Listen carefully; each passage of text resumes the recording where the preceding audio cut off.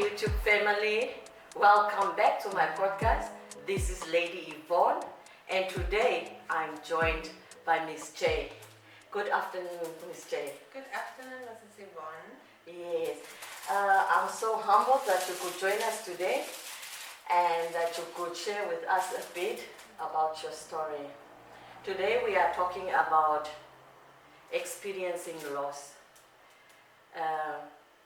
But before we get to that part, can Ms. J just share a little bit of herself, who she is, and so forth? Okay, thank you, Yvonne. It's so nice to be here. My name is Mrs. J. Actually, my name is Helena Jeremiah. I go by the name of Mrs. J. I'm a married woman, mother of 3, and I do YouTube part-time also. My YouTube channel goes by the name of Mrs. J. So yeah, and I'm here today to talk about experiencing loss. Thank you so much for having me. Yes, thank you. Yeah, so thank you for sharing your YouTube page. Please go check it out, Miss J. She has quite interesting topics.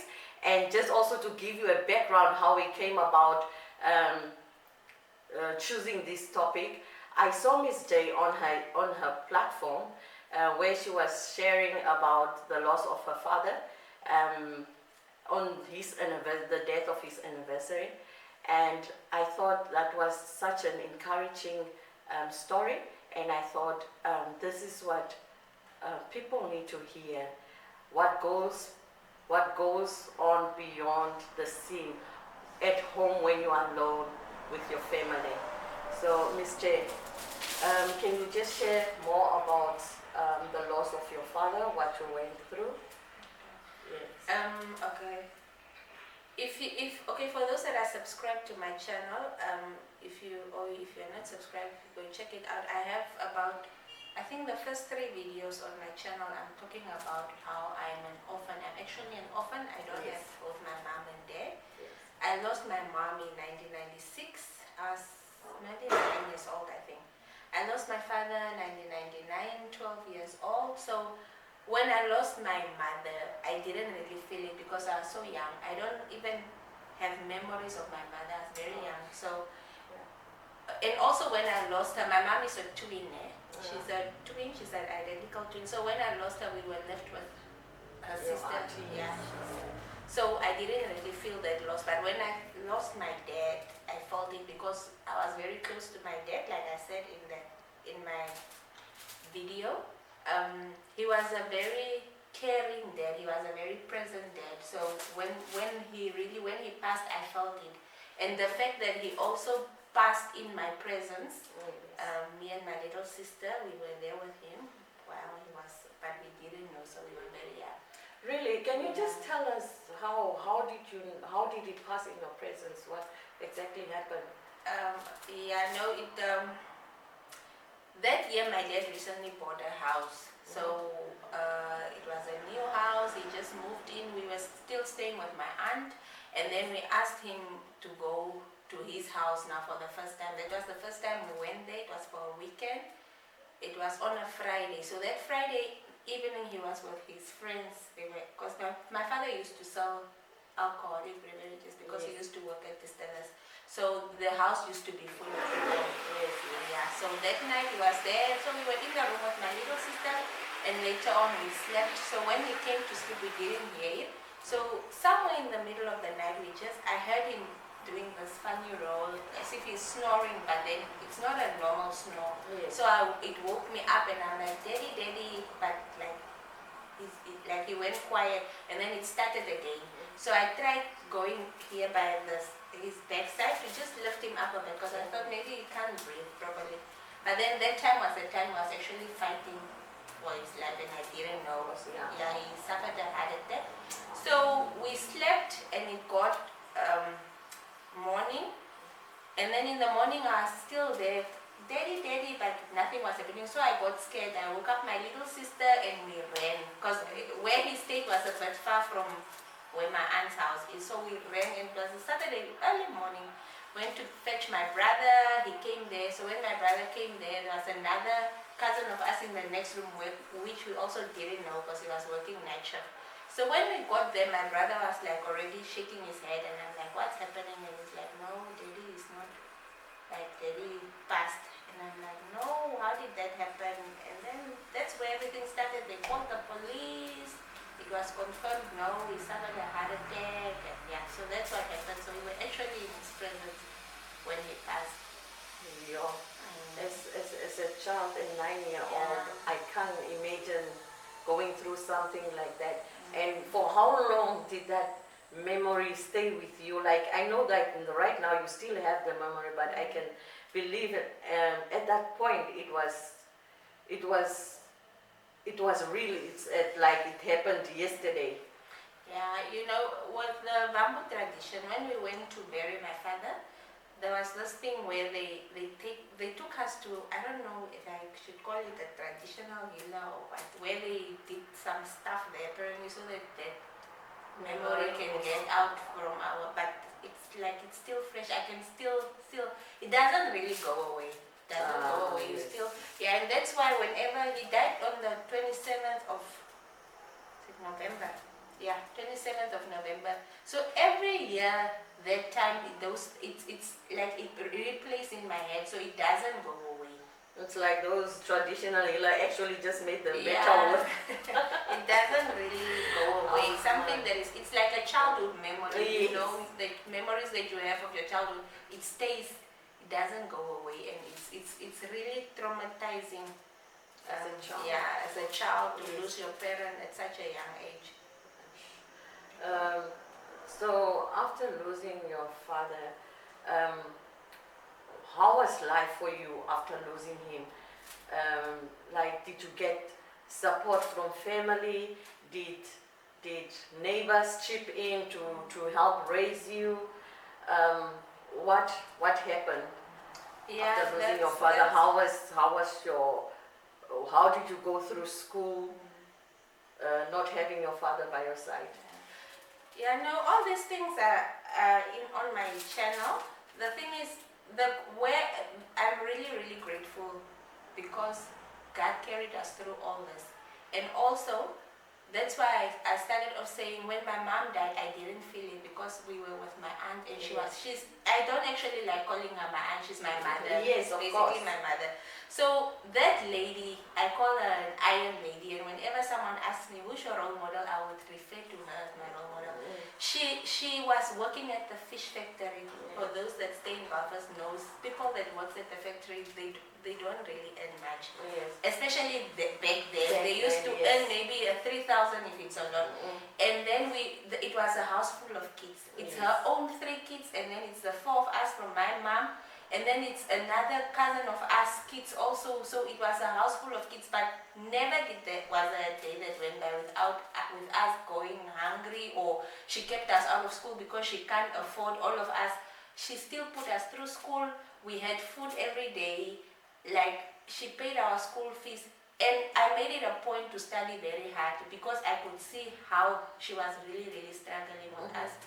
She put us through school, and I decided I'm going to. From my father's side, really, there was no support, just to be honest. Yes, This yes. lady, She did all by did herself. everything on her own, and that's why I call her my iron lady. And yeah, so she put us through school. I finished my grade 12. I went to university. It's still her doing that.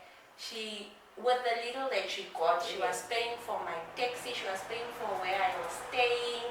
Okay, I tried here and there to get a loan, which I also didn't get. I used part of my father's inheritance money to pay first the few years, Yes. and then the other years my brother started working at the factory. He actually went to take out a loan to pay for my studies, just so that I can finish studying. You see how God works. Yes. So this was just all God's work. I can really not. You feel so fortunate that Yeah. you had them. Yes. So- So what I actually always say is, when you experience loss or when you lose a parent, that should not actually be demotivating. It should actually motivate you to work hard. To work hard to be someone in life, to make it and to be a better parent yourself once you have your own kids. So me losing my parents at a young age actually encouraged me to work very hard. And seeing how my aunt struggled with us, putting us through school, taking care of such a big group of kids, it also motivated me to work hard so that I can also one day help her. Yes. of Yeah, course. because she also really helped us a lot. It was not that tough. It was partly tough, but God was there all along and He used my aunt. Yes. Yeah, if it was not for her, really, I don't know, maybe we would have Provided ended for her. up in somewhere in the village. Right. Yeah. Yes, there's this word that I like to say, like, myself, I'm also an orphan. That's why this story actually is very dear to my heart, experiencing loss. Because I remember when my mom passed, I was, I think, grade 10. And I actually had to repeat grade 10 because it really affected me that much, because I had to take care of her when she was sick. So for me, I'm only saying what you are saying right now. And so I think 3 years later, my father also passed on. And that really just took me at a place where I didn't understand why this is happening to us. Yes. But at a certain point, I came to understand that if it was not for God, we would have been eating out of the rubbish bins. How many children are you seeing out there in the street that don't have parents that are eating out of the dustbins? I don't know what their story is, but I can imagine that there was no one. Like you had your aunt, who's your mother, and later on your brother who chipped in to help you through life. And for me, we had our elder sister.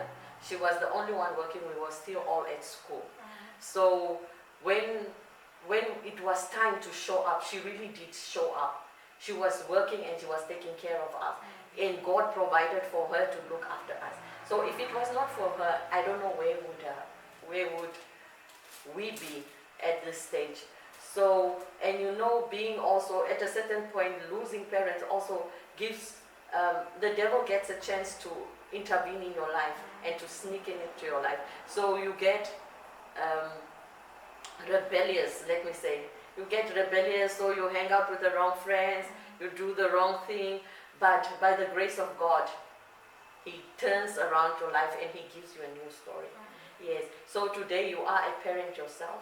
You know what it means to take care of your kids, because one day, if you are not there anymore, and you also learn something, because like as for my mom, she did not really leave anything for us.